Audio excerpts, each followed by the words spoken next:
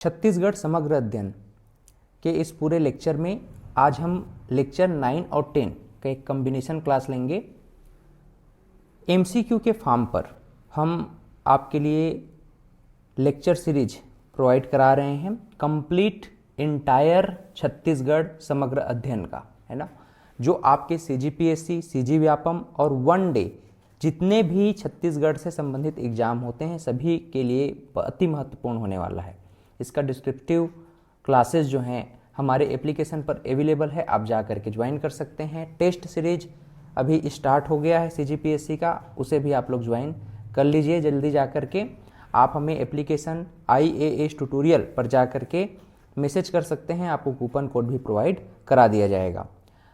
ये जो क्लासेस है चैनल पर आपके लिए निःशुल्क उपलब्ध कराया गया है, जिसके लिए आपका फीस है, शुल्क है एक लाइक, शेयर और सब्सक्राइब।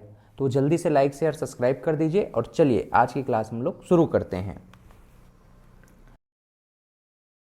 हम जो है अफवाह तंत्र को, है ना, ड्रेनेज सिस्टम यानी अफवाह तंत्र, जो नदियों का प्रवाह है, नदियों का प्रवाह छत्तीसगढ़ में किस प्रकार से है, कहाँ कहाँ से कौन कौन सी नदी का उद्गम हुआ है, इसी पर आधारित जो प्रश्न ऑलरेडी पूछे गए हैं और प्रश्न पूछे जाने की संभावना है, इन्हीं प्रश्नों पर मूल रूप से बात करेंगे।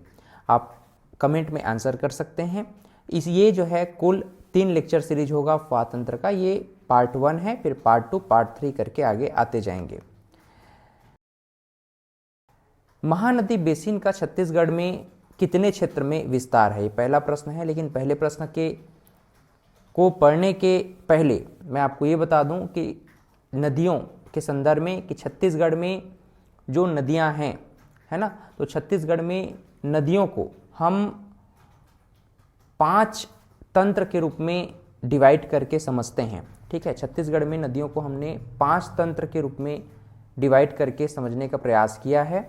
जैसे कि सबसे बड़ा जो नदी अफवाह तंत्र है 77,432 वर्ग किलोमीटर के संदर्भ में अगर हम बात करें तो छत्तीसगढ़ का सबसे बड़ा अफवाह तंत्र, जो कि छत्तीसगढ़ में कुल मिलाकर के 56.15% को कवर करता है, वह है महानदी अफवाह तंत्र।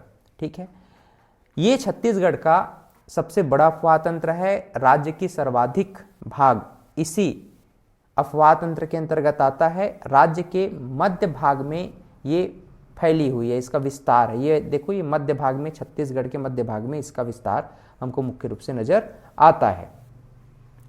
दूसरे क्रम पर गोदावरी अफवाह तंत्र का नाम आता है। ये आप देख रहे हैं गोदावरी अफवाह तंत्र। गोदावरी अफवाह तंत्र की अगर हम बात करें तो छत्तीसगढ़ में 39,409 वर्ग किलोमीटर के क्षेत्रफल में ये फैला हुआ है। लगभग 28.64%, लगभग 28.64% एरिया को ये कवर करता है गोदावरी अफवाह तंत्र। इस प्रकार से छत्तीसगढ़ का दूसरा बड़ा अफवाह तंत्र क्या है, गोदावरी अफवाह तंत्र। राज्य की दक्षिण में बहती है, देख लीजिए आप, दक्षिण में बह रही है। तो मध्य में बहने वाली कौन सी अफवाह तंत्र है, महानदी अफवाह तंत्र, जो कि छत्तीसगढ़ की सबसे बड़ी अफवाह तंत्र है। दूसरे नंबर पे 28.64% एरिया को जो कवर करता है गोदावरी अफवाह तंत्र, जो कि इंद्रावती अफवाह तंत्र का ही ये जो है सहायक नदी के रूप में छत्तीसगढ़ में बहती है। तो गोदावरी अफवाह तंत्र 28.64%।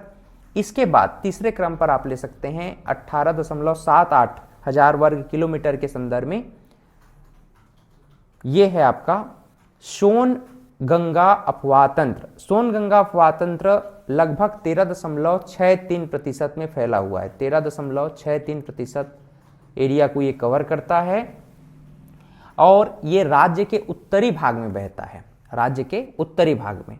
अब देखो, उत्तर पूर्वी भाग में एक अफवाह तंत्र आपको नजर आ रहा होगा, ब्राह्मणी अफवाह तंत्र। ये 1.42 हजार वर्ग किलोमीटर में इसका विस्तार है और 1.03% ये छत्तीसगढ़ में अफवाह तंत्र इसका विस्तारित मूल रूप से ऑब्जर्व जो है मैपिंग किया गया है। ठीक है, इसी प्रकार से लास्ट में जो सबसे कम अपवाह तंत्र से संबंधित है, ये पूर्वी क्षेत्र में आप देख लो, या फिर उत्तर ये पूर्वी नहीं, ये पश्चिमी क्षेत्र है ना, वेस्ट। तो उत्तर पश्चिम या फिर पश्चिम क्षेत्र में अगर हम देखें तो सबसे छोटा अफवाह तंत्र क्या है आपका, नर्मदा अफवाह तंत्र। नर्मदा अफवाह तंत्र 0.75 हजार वर्ग किलोमीटर में फैला हुआ है।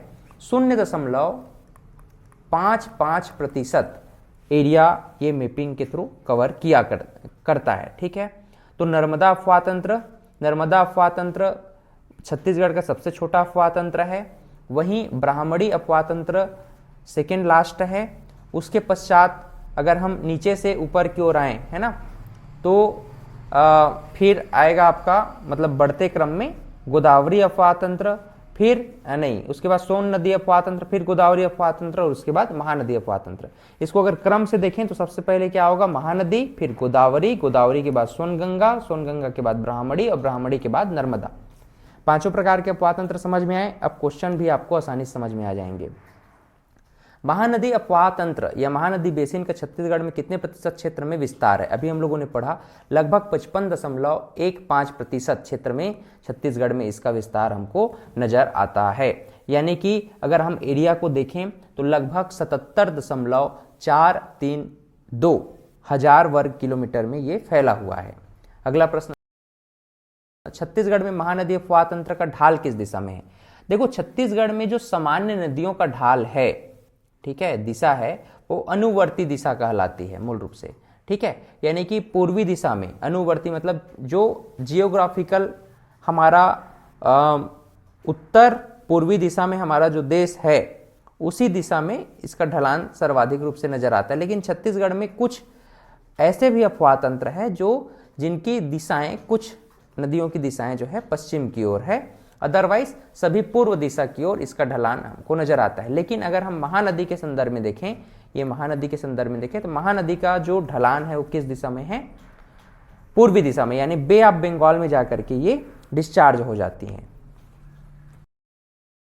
अगला प्रश्न कह रहा है कि शिवनाथ महानदी के दोआब निम्नलिखित में से किन जिलों में स्थित है? ये अपने आप में एक बढ़िया प्रश्न है। अब देखिए, महानदी सिहावा पर्वत धमतरी से निकलती है, ठीक है, सिहावा पर्वत धमतरी से निकलती है और शिवरी नारायण के पास जाकर के शिवनाथ नदी में मिल जाती है, जांजगीर चांपा में, ठीक है। तो इन दोनों के बीच में, अब दोआब शब्द का मतलब क्या होता है आप लोग जानते हो, दोआब का मतलब क्या होता है? अब देखो, ये नदी नंबर 1 है और ये नदी नंबर 2 है। इन दोनों के आपस में जब जिस जगह पर ये मिल रहे हैं, ठीक है, और ये दोनों नदियों के बीच में जो भूखंड का निर्माण होता है, जो भूखंड खाली बच जाता है, ठीक है, जो भूखंड एरिया बचता है या बनता है, इसी भूखंड एरिया को, दो नदियों के बीच के भूखंड एरिया को ही हम लोग दोआब कहते हैं। क्या कहते हैं? दोआब कहते हैं। बात समझ में आया? तो महानदी शिवनाथ के दोआब निम्नलिखित में से किन जिलों के मध्य होती है? तो ये दोआब के संदर्भ में शिवनाथ और महानदी के विषय में देखें तो रायपुर और दुर्ग जिला, ये दो प्रमुख दोआब यहाँ पर बन जाते हैं, ठीक है, पथ बन करके तैयार हो जाता है दोनों के बीच में, दोनों दोआब के संदर्भ में। क्लियर? रायपुर और दुर्ग, यहाँ जो ऑप्शन दिया है उसके संदर्भ में हम लोग लेकर के चल रहे हैं। क्लियर? निम्नलिखित में से कौन सी नदी छत्तीसगढ़ में सबसे बड़ी नदी प्रणाली बनाती है? हम लोगों ने पहले भी पढ़ा, लगभग 56.13% एरिया को कवर करते हुए महानदी छत्तीसगढ़ की सबसे बड़ी अफवाह तंत्र है। सिहावा पहाड़ी किस रूप में प्रसिद्ध है? सिहावा पहाड़ी किस रूप में प्रसिद्ध है आप सबको पता है। सिहावा पहाड़ी महानदी के उद्गम से संबंधित है। ये धमतरी जिला में पड़ता है। कहाँ? धमतरी जिला में पड़ता है। देखिए अगला प्रश्न है, सिहावा पहाड़ी किस नदी का उद्गम स्थल है? तो भाई सिहावा पहाड़ी जो है महानदी का उद्गम स्थल है। ये आप देख रहे हो महानदी अफवाह तंत्र है, तो ये धमतरी जिला में पड़ता है। इसका उद्गम स्थल सिहावा पहाड़ी ही है। महानदी इनमें से किससे निकलती है? तो महानदी इनमें से सिहावा पर्वत श्रृंखला से निकलती है। सिहावा पर्वत श्रृंखला से निकलती है। महानदी को छत्तीसगढ़ का लाइफलाइन जीवन रेखा के नाम से जाना जाता है, जो कि छत्तीसगढ़ में सर्वाधिक एरिया को ये कवर करता है। लगभग 56.13 या 15% ये कवर करता है। ठीक है। महानदी का उद्गम धमतरी जिले के सिहावा पर्वत के निकट सिहावा नगरी के तहसील गणेश घाट से हुआ है। कौन सा घाट है भाई? गणेश घाट। गणेश घाट, क्लियर, याद रहेगा। चलिए आगे बढ़ते हैं। निम्न में से किसे छत्तीसगढ़ की जीवन रेखा कहा जाता है? लाइफलाइन ऑफ छत्तीसगढ़ किसे कहा जाता है? अभी हम लोगों ने पढ़ा छत्तीसगढ़ की जो जीवन रेखा है, लाइफलाइन है, वह है महानदी। किस नदी को छत्तीसगढ़ की गंगा के रूप में जाना जाता है? Holi river of Chhattisgarh. Holi river of Chhattisgarh. तो भाई होली रिवर ऑफ छत्तीसगढ़ माना गया है महानदी को। भारत में पवित्रता के आधार पर सबसे महत्वपूर्ण स्थान गंगा का है। तो छत्तीसगढ़ का होली रिवर महानदी और भारत का होली रिवर गंगा है। ठीक है। चलिए, छत्तीसगढ़ की गंगा किस नदी को कहा जाता है? तो महानदी को कहा जाता है। देखिए, महानदी का जो विस्तार है, महानदी का जो विस्तार है लगभग 858 किलोमीटर है। ठीक। लेकिन ये जो महानदी है छत्तीसगढ़ में बहती कितना है? छत्तीसगढ़ में कितना इसका बहाव एरिया है? तो 286 किलोमीटर। कितना? 286 किलोमीटर। छत्तीसगढ़ में कितना बहती है? 286 किलोमीटर। और इसका कुल लंबाई कितना है छत्तीसगढ़ में? नहीं, पूरे अगर महानदी का लंबाई अगर देखें तो 858 किलोमीटर, और छत्तीसगढ़ में कितना बहती है? तो 286 किलोमीटर। इस नाम से इस राज्य की सबसे लंबी नदी अगर पूछा जाए तो क्या बोलोगे? महानदी। लेकिन ऐसा पूछा जाए कि छत्तीसगढ़ में बहने वाली सबसे लंबी नदी कौन सी है? छत्तीसगढ़ राज्य की सबसे लंबी नदी पूछा जाए तब तो महानदी हो जाएगा, लेकिन छत्तीसगढ़ राज्य में बहने वाली सबसे लंबी नदी पूछा जाए तब की कंडीशन में फिर शिवनाथ होगा। कैसे होगा उसको अभी हम लोग पढ़ेंगे। महानदी का एक अन्य नाम क्या है? भाई महानदी के बहुत सारे नाम हैं, इन नामों को आपको ध्यान में रखना है। जैसे कि प्राचीन नाम क्या है? कनकनंदिनी। प्राचीन नाम क्या है? कनकनंदिनी। और सतयुग वायु पुराण में इसको क्या कहा गया है? नीलोत्पला कहा गया है।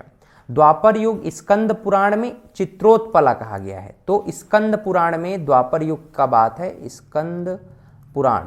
तो स्कंद पुराण में महानदी को क्या कहा गया? चित्रोत्पला। वायु पुराण में नीलोत्पला। वर्तमान में इसे हम महानदी श्रृंगी ऋषि के प्रिय शिष्य महानंदा के नाम पर इसको रखा गया है। और भी बहुत सारे नाम हैं महानदी के, जैसे ऋषि तुल्या, छत्तीसगढ़ की Ganga, Holi river of Chhattisgarh, lifeline of Chhattisgarh, Chhattisgarh की जीवन रेखा। इन सभी नामों से हम महानदी को पुकारते हैं। ये जो महानदी है छत्तीसगढ़ में कुल 11 डिस्ट्रिक्ट 11 जिलों से होकर गुजरती है। इस बात को आप लोग याद रखिएगा, छत्तीसगढ़ में कुल 11 जिलों से होकर के महानदी गुजरती है। वह कौन सी नदी है जिससे पहले चित्रोत्पला कहा जाता था? तो चित्रोत्पला कौन से पुराण में कहा जाता था महानदी को, आप लोग बताइए। और कौन से युग में? द्वापर युग में बता दिया। और कौन सा पुराण है आप लोग कमेंट में हमें बताइए। महानदी का पौराणिक नाम नीलोत्पला बताया गया है। किस पुराण में बताया गया है? वायु पुराण में बताया गया है। कब? तो सतयुग में। सतयुग में वायु पुराण में इसे नीलोत्पला बताया गया है। वायु पुराण में महानदी का पौराणिक नाम क्या है? तो वायु पुराण में महानदी का पौराणिक नाम सतयुग में नीलोत्पला था। महाभारत काल में महानदी का नाम क्या रहा? तो इसका सही उत्तर क्या होगा बताइए।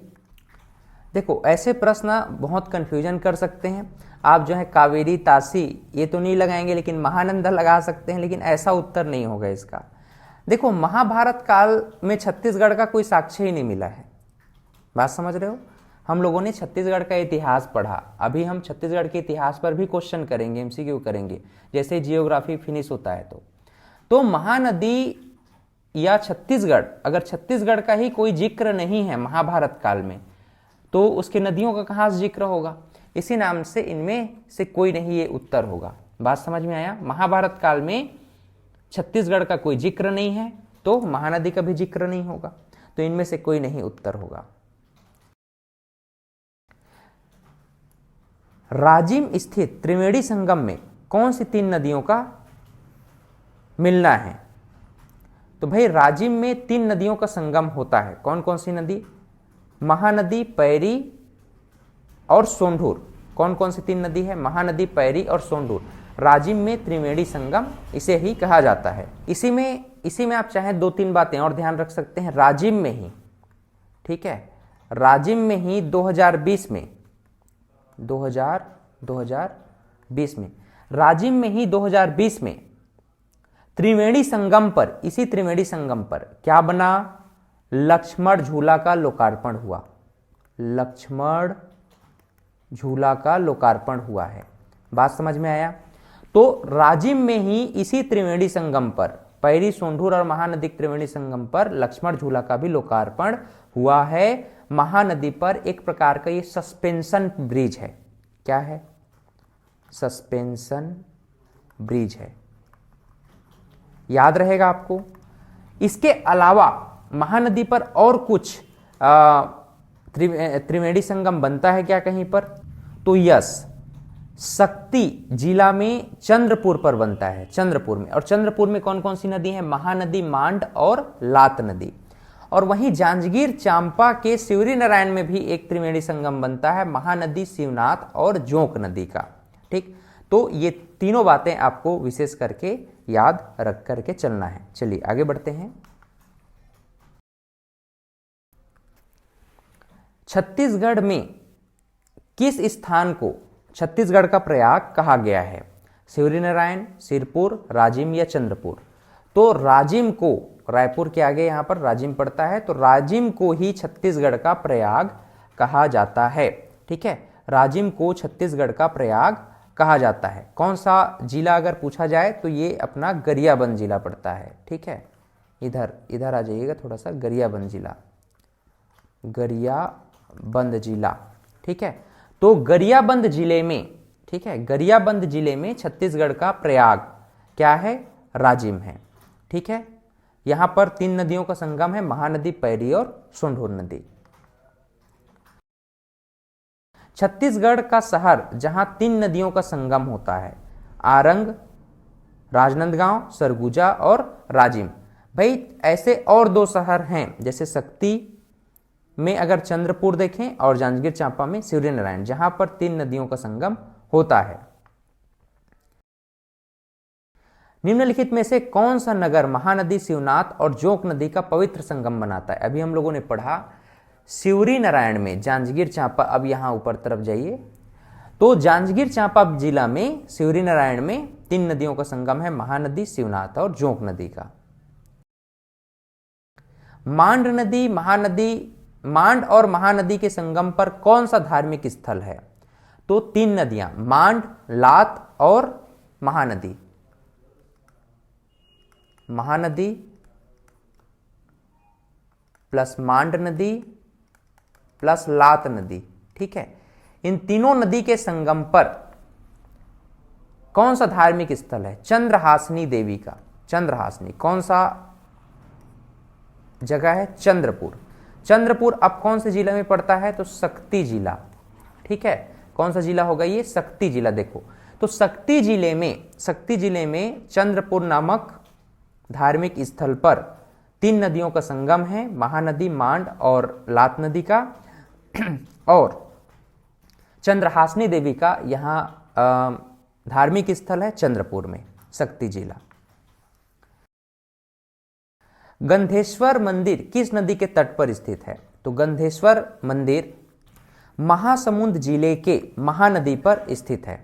महासमुंद जिले के महानदी पर गंधेश्वर महादेव का मंदिर है। इसका जीर्णोद्धार चिमड़ा जी भोसले के द्वारा कराया गया था।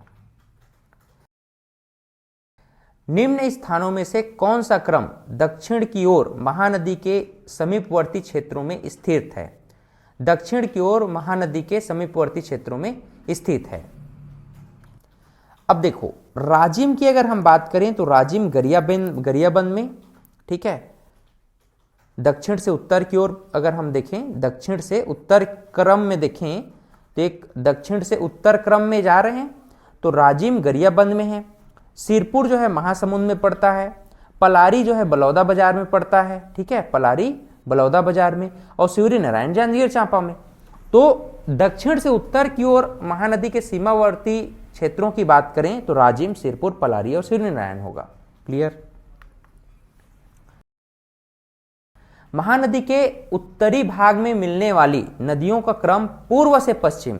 अब देखो, पूर्व से पश्चिम मतलब ये आपका ईस्ट हुआ और ईस्ट से ये वेस्ट। पूर्व से पश्चिम की ओर पूछा है, पूर्व से पश्चिम की ओर नदियों का क्रम किस प्रकार से होगा? तो देखिए, सबसे पहले आएगा केलो नदी, केलो नदी के बाद फिर मांड नदी, मांड नदी के बाद फिर बोराई नदी, और बोराई नदी के बाद फिर हसदेव नदी। ठीक है, केलो नदी, केलो नदी, मांड नदी, फिर बोराई नदी, और बोराई नदी के बाद फिर हसदेव नदी। ठीक, ये क्या होगा? क्रम होगा पूर्व से पश्चिम दिशा की ओर। अगला प्रश्न है, छत्तीसगढ़ के संदर्भ में शिवनाथ नदी निम्नांकित में से सहायक नदी है। तो हम जानते हैं कि छत्तीसगढ़ में महानदी की सबसे बड़ी सहायक नदी, महानदी की सबसे बड़ी सहायक नदी क्या है? शिवनाथ नदी। शिवनाथ नदी जो है छत्तीसगढ़ में लगभग 290 किलोमीटर बहती है। वर्तमान में छत्तीसगढ़ में बहने वाली सबसे लंबी नदी अगर पूछा जाए तो वो शिवनाथ नदी है। छत्तीसगढ़ की सबसे लंबी नदी पूछा जाए तो क्या है? छत्तीसगढ़ की सबसे लंबी नदी महानदी। लेकिन छत्तीसगढ़ में बहने वाली सबसे लंबी नदी क्या होगा? शिवनाथ नदी होगा। देखो, इसको मत्स्य पुराण में शिवनाथ नदी को ही सूनी नदी कहा गया है। क्या? सूनी नदी। शिवरी नारायण में महानदी में इसका संगम हो जाता है। गोडरी गांव गढ़चिरौली महाराष्ट्र से इसका उद्गम माना गया है। 8 जिलों से होकर के शिवनाथ नदी गुजरती है। मोंगरा बैराज मोहला मानपुर अंबागढ़ चौकी में एक परियोजना मोंगरा बैराज के नाम से है।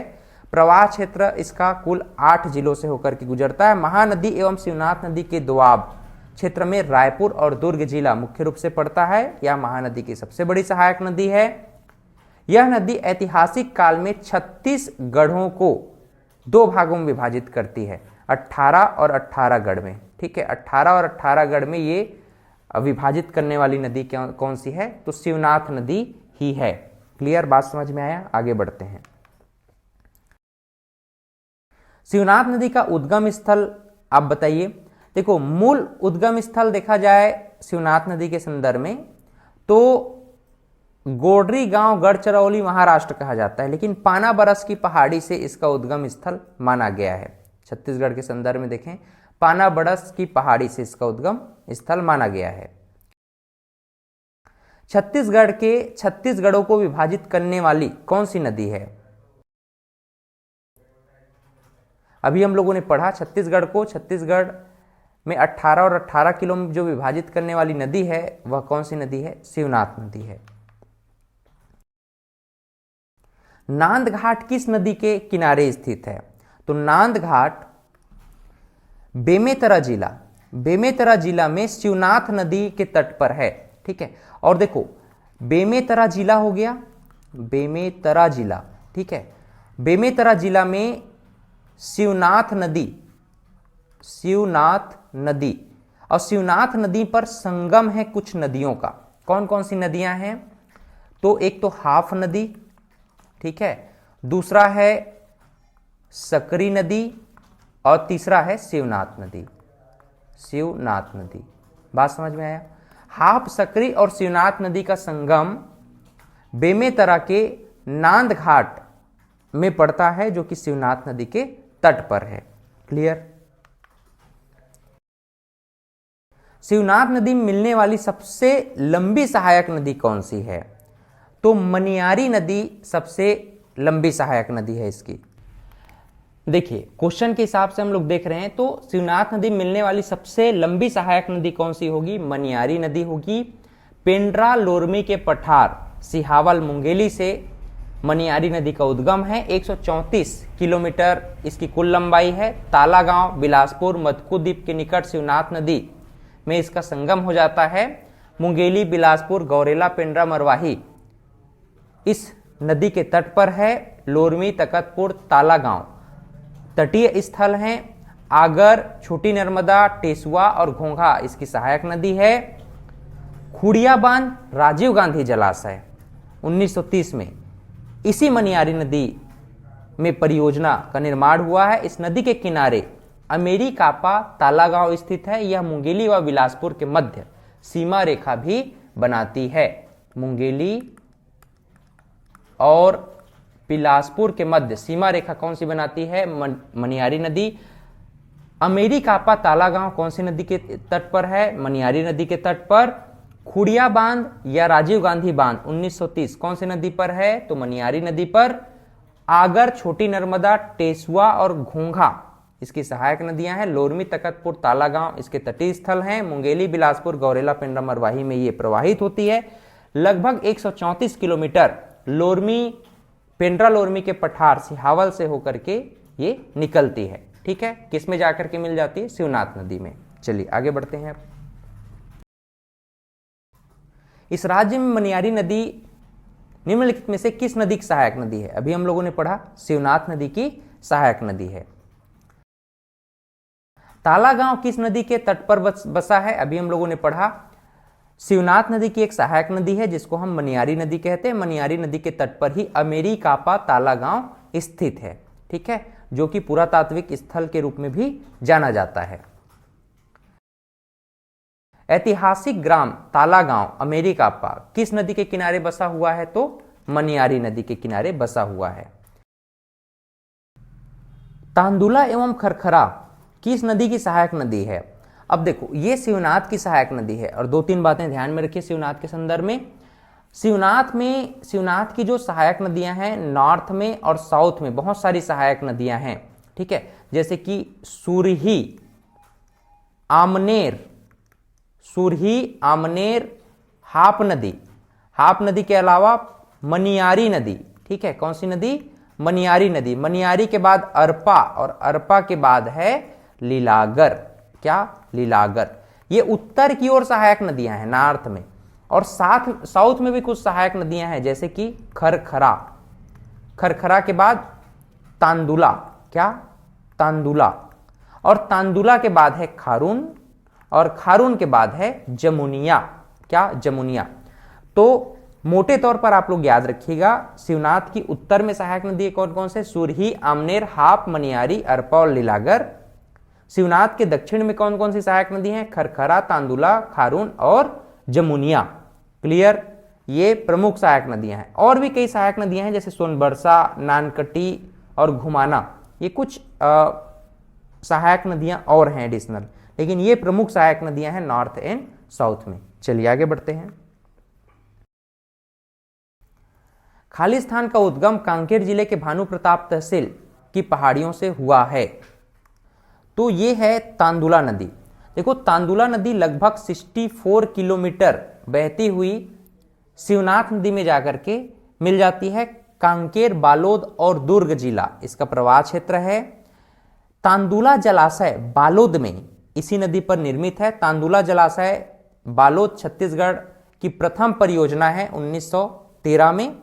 जुहार नदी जुआरी नदी इसी नदी के संदर्भ में गोंदली जलाशय भी अगर हम बात करें तो इसी नदी स्थल पर पड़ता है। ठीक है, 64 किलोमीटर कांकेर बालोद और दुर्ग। बालोद में ही तांदुला जलाशय है जो कि छत्तीसगढ़ की प्रथम परियोजना है बालोद जिला में। ठीक, चलिए तांदुला याद रखिएगा, बालोद जिला तांदुला जलाशय।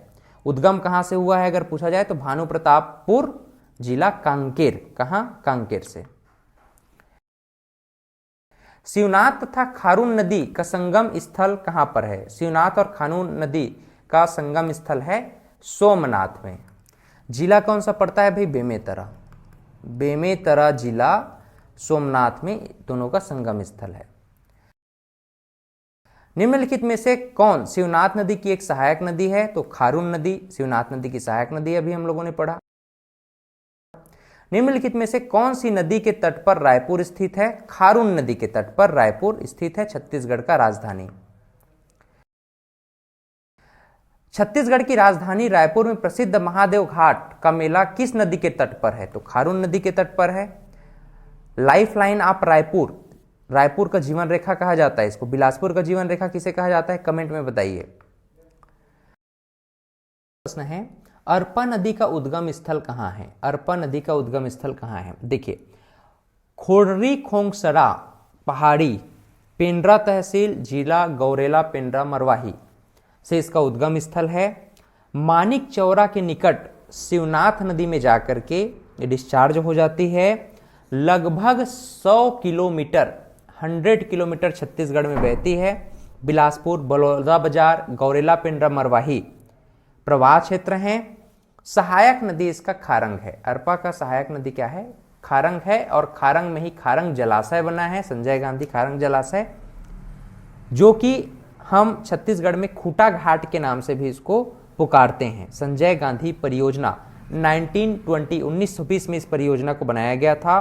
भैंसा दरहा बस्तर में कांगेर नदी पर स्थिर है। ठीक है, लास्ट में कुछ बातें एडिशनल और जान सकते हैं आप। चलिए,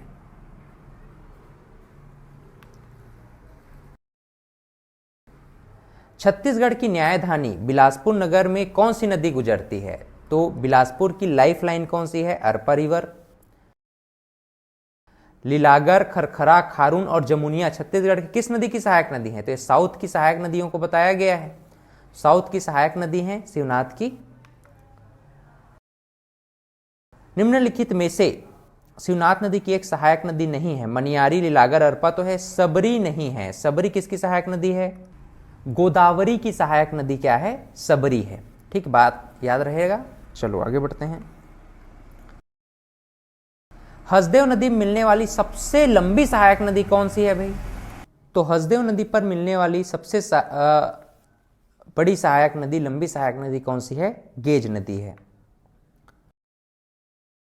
किस नदी की सहायक नदी हसदो है? तो ये नॉर्थ में बहती है महानदी के, तो महानदी हसदेव की सहायक नदी है। ठीक, क्लियर है। देवगढ़ की पहाड़ी कैमूर पर्वतमाला के किस नदी का उद्गम स्थल हुआ है? कैमूर पर्वतमाला से, तो कैमूर पर्वतमाला से हसदो नदी का उद्गम हुआ है। देवगढ़, सोनहत पठार, सोनहत तहसील, जिला कोरिया व मनेन्द्रगढ़, चिरमिरी, भरतपुर से इस नदी का उद्गम स्थल है हसदो नदी का। लगभग 176 किलोमीटर छत्तीसगढ़ में ये इसका बहाव है, और शिवरी नारायण के निकट केरा शिला देही के समीप ये महानदी में जाकर के डिस्चार्ज हो जाती है। हस्तु सोमा इसका प्राचीन नाम है। महाभारत एवं पद्म पुराण में महानद इसका प्राचीन नाम है। मार्कंडेय, वायु पुराण, ब्राह्मण, मत्स्य पुराण इत्यादि में। ठीक है, कोरिया, मनेन्द्रगढ़, चिरमिरी, कोरबा और जांजगीर चांपा को ये प्रवाहित करती है। कौन सी नदी? हसदेव नदी। हसदेव नदी पर ही छत्तीसगढ़ की बहुउद्देशीय परियोजना बांगो डैम है ना, बांगो डैम, मिनी माता बांगो डैम को बनाया गया है। चलिए आगे बढ़ते हैं। किस नदी के तट पर कोरबा नगर स्थित है? तो हसदेव कहां पर है? हसदेव नदी के तट पर। चांपा किस नदी के तट पर स्थित है? तो चांपा भी हसदेव नदी के तट पर ही स्थित है। छत्तीसगढ़ का एक प्राचीन गढ़ पीथमपुर किस नदी के तट पर स्थित है? तो पीथमपुर भी हसदेव नदी के तट पर स्थित है। निम्न में से कौन सी नदी छत्तीसगढ़ से प्रवाहित होने वाली सबसे प्रमुख नदियों में से एक है? तो हसदेव नदी।